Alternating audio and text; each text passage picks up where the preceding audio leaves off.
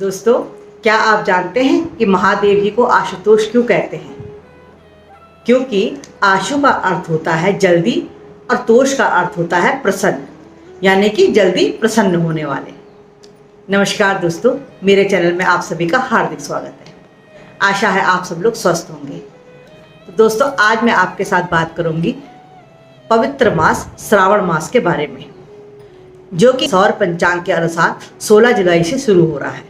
इसलिए आप जो भी पंचांग मानते हैं उससे अपना श्रावण मास की शुरुआत कर सकते हैं। हमारे यहाँ 16 जुलाई से ही श्रावण मास शुरू माना जाएगा। दोस्तों, श्रावण मास अपने आप में एक बहुत ही खास महीना है, क्योंकि ये देवों के देव महादेव जी का महीना है और इस मास में हम पूजा अर्चना करके महादेव जी का आशीर्वाद पा सकते हैं। और साथ ही अगर हमारी कोई विशेष मनोकामना हो, कोई विशेष मनोइच्छा हो, तो कुछ छोटे छोटे उपाय करके हम अपनी उन मनोकामनाओं को भी पूर्ण कर सकते हैं। वैसे तो दोस्तों, सावन मास में दो ही चीज़ें बहुत महत्वपूर्ण हैं। एक शिवलिंग पर जल का अभिषेक और दूसरा बिल्वपत्र। बिल्वपत्र और जल पर अभिषेक यह महादेव जी को बहुत अति प्रिय है। लेकिन इसके अलावा अगर हम धन प्राप्ति के लिए, अच्छी संतान के लिए, स्वास्थ्य लाभ के लिए, तो मैं आपको आज छोटे छोटे उपाय बताऊंगी जिन्हें आप प्रयोग में लाकर महादेव जी से प्रार्थना कर सकते हैं। दोस्तों, श्रावण मास का हर दिन बहुत ही पावन दिन है और बहुत ही खास दिन है। लेकिन सोमवार और मंगलवार यह दिन तो बहुत ही ज़्यादा विशेष है। इनका कारण यह है कि एक तो सावन का सोमवार तो हम जानते ही हैं, श्रावण मास का सोमवार कितना विशेष है। इसके अलावा मंगलवार भी बहुत विशेष है, क्योंकि इस दिन मंगला गौरी की पूजा अर्चना की जाती है। जिन लड़कियों का विवाह नहीं हो रहा है वो मंगला गौरी का व्रत रखते हैं। जिनका वैवाहिक जीवन सुखी नहीं है या कोई बाधा आ रही है, तो इस दिन वह अपने श्रृंगार की सामग्री चढ़ाकर मंगला गौरी की पूजा अर्चना करते हैं और अपने वैवाहिक जीवन के सुख की कामना करते हैं। दोस्तों, अगर आप अपनी मनोइच्छा पूर्ण करने के लिए सावन मास के पहले दिन से ही संकल्प लेकर पूरे मास उस संकल्प पर टिके रहते हैं तो यह अति उत्तम है। लेकिन किसी कारणवश आप अगर हर दिन पूजा अर्चना नहीं कर सकते हैं, हर सोमवार को अपनी इच्छा पूर्ति के लिए यह उपाय कर सकते हैं। दूसरी बात यह है दोस्तों कि आप अगर मंदिर जा सकते हैं तो बहुत उत्तम, यह उपाय आप मंदिर में कीजिए। लेकिन किसी कारणवश अगर आप मंदिर नहीं जा सकते हैं तो आप यह पूजा घर पे ही कर सकते हैं। और अगर आपके पास घर में शिवलिंग नहीं है तो उसके लिए आप आटे का शिवलिंग बनाकर भी पूरी पूजा अर्चना पूर्ण कर सकते हैं। इसमें जरा भी संदेह नहीं करना है, पूरी आस्था और विश्वास के साथ कीजिए। यकीन मानिए जरूर लाभ मिलेगा। यह मेरा अपना निजी अनुभव है। तो चलिए दोस्तों, किस मनोइच्छा को पूर्ण करने के लिए हमें कौन सा उपाय करना है इस बारे में बात करते हैं। तो सबसे पहले मैं आपको बता दूं, सबसे प्रिय तो महादेव जी को जलाभिषेक है। तो दोस्तों, शिवलिंग पर जल चढ़ाने से और बिल्व पत्र चढ़ाने से हमें स्वास्थ्य में लाभ मिलता है। और दोस्तों, अगर हम गंगा जल से महादेव जी का अभिषेक करें तो हमें सांसारिक सुखों के साथ साथ भौतिक सुखों के साथ साथ मोक्ष की प्राप्ति भी होती है। इसलिए हम गंगा जल से भी महादेव जी का अभिषेक कर सकते हैं। दोस्तों, शिवलिंग पर शहद अर्पित करने से भी हमें छोटी मोटी बीमारियों से निजात मिलती है और हमारी वाणी में मिठास आ जाती है। इसके अलावा अगर हम धन प्राप्ति की इच्छा रखते हैं तो हमें शिवलिंग पर अक्षत चढ़ाने चाहिए, यानी चावल चढ़ाने चाहिए। इससे हमारी धन में बचत होनी शुरू हो जाती है। इसके अलावा तिल शिवलिंग पर चढ़ाने से हमारे जाने अनजाने किए हुए पापों से हमें मुक्ति मिलती है। और शिवलिंग पर जौ चढ़ाने से लंबे समय से जिस परेशानी को हम झेल रहे होते हैं उस परेशानी से, उस समस्या से हमें मुक्ति मिलने लगती है। दोस्तों, अगर हम सुयोग्य संतान की कामना कर रहे हैं तो हमें पूरे श्रावण मास या श्रावण मास के हर सोमवार को हमें शिवलिंग के ऊपर हमें गेहूं चढ़ाने चाहिए। माना जाता है कि श्रावण मास में शिवलिंग के ऊपर गेहूं चढ़ाने से सुयोग्य संतान की प्राप्ति होती है। इसके अलावा दोस्तों, शिवलिंग पर घी का अभिषेक करने से हमारी शारीरिक दुर्बलता खत्म होती है, हमें शारीरिक दुर्बलता से मुक्ति मिलती है।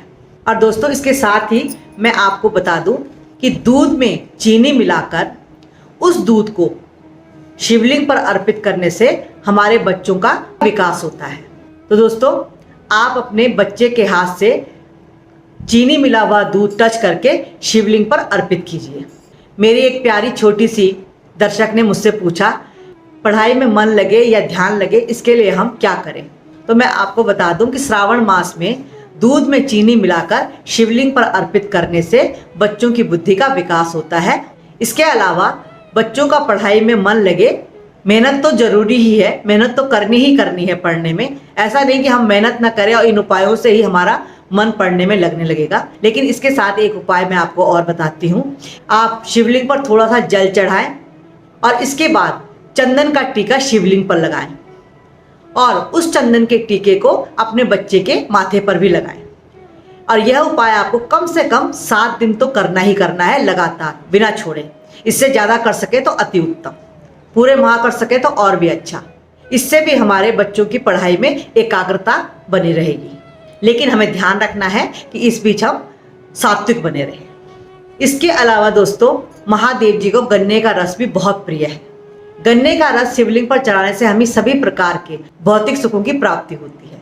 तो गन्ने का रस भी हम महादेव जी को चढ़ा सकते हैं। अगर हम अपने विरोधियों से परेशान हैं या अपने शत्रुओं से परेशान हैं, तो अपने शत्रुओं को, अपने विरोधियों को शांत करने के लिए हमें श्रावण मास में पूरे मास या हर सोमवार को बेलपत्र के साथ 3 टहनियाँ दूब की हम शिवलिंग के ऊपर रखें और उसके ऊपर जल अर्पित करें। दोस्तों, इससे हमारे विरोधी शांत होते हैं। तो देखा आपने कितने छोटे छोटे आसान से उपाय हैं, सरल से उपाय हैं, जिनसे कि हम महादेव जी को प्रसन्न कर सकते हैं और अपनी मनोइच्छा को भी पूर्ण कर सकते हैं। बस जरूरत है आस्था की, श्रद्धा की और विश्वास की और धैर्य की भी। दोस्तों, देवों के देव महादेव जी ही एक ऐसे देवता है कि जिनके सामने अगर हम सिर्फ एक जल का लोटा लेकर भी चले जाएं, अगर हमें फूल बिल्व पत्र नहीं मिल रहे हैं, तो हम मंदिर में चढ़ाए हुए बिल्व पत्रों को ही लेकर पानी से धोकर फिर दोबारा शिवलिंग पर चढ़ा सकते हैं। और देवी देवताओं को जो हम पुष्प चढ़ाते हैं, जो भी सामग्री चढ़ाते हैं, उसे हम दोबारा प्रयोग में नहीं लाते हैं। लेकिन महादेव जी के साथ हमें कितनी आज़ादी है, कितना फ्रीडम है कि हम लोगों के चढ़ाए हुए बिल्व पत्र को धोकर और फिर महादेव जी पर चढ़ाते हैं, तो हमारा चढ़ाया हुआ माना जाता है। हम 1 बिल्व पत्र चढ़ाए, 5 चढ़ाए, 11 चढ़ाए, 21 चढ़ाए, जितना भी हम लें, पर हम वहीं पर से उठाकर चढ़ा सकते हैं। यह देवों के देव महादेव जी का अद्भुत रूप है। जिन्हें कोई नहीं अपनाता, उन्हें देवों के देव महादेव अपनाते हैं। कहते हैं ना, उनकी बारात में नर कंकाल, भूत प्रेत पिशाच सब गए थे। सृष्टि की रक्षा के लिए उन्होंने विष को अपने गले में धारण कर लिया, चंद्रमा को उन्होंने अपने शीश पर रखा है, गंगा को उन्होंने अपने शीश में रखा है, विषैले सांपों को अपने गले में लटका रखा है। कहने का अर्थ यह है कि देवों के देव महादेव जी बहुत ही करुणा से भरे हुए देवता है और इस कलयुग में बहुत जल्दी प्रसन्न होने वाले देवता है। इसलिए आप भी श्रावण में इस पवित्र महीने का लाभ उठाइए, महादेव जी की पूजा अर्चना कीजिए। सुबह हमें कोई स्तुति पाठ करना नहीं आता है, तो हम महादेव जी के सामने धूप दीप जलाकर शिव चालीसा पढ़कर भी आराम से अपना पूजन अर्चन कर सकते हैं। दोस्तों, इसके अलावा एक बात का हमें ध्यान रखना है कि शिवलिंग पर हम जो भी चीजें चढ़ाएं, उनको चढ़ाने से पहले हमें थोड़ा सा जल अर्पित करना है, फिर वह चीज चढ़ानी है और फिर जल अर्पित करना है। और इस बात का विशेष ध्यान रखना है कि जो सामान हम चढ़ा रहे हैं, दूध, जौ, अक्षत, शहद, घी, वो प्रतीक के रूप में होना चाहिए।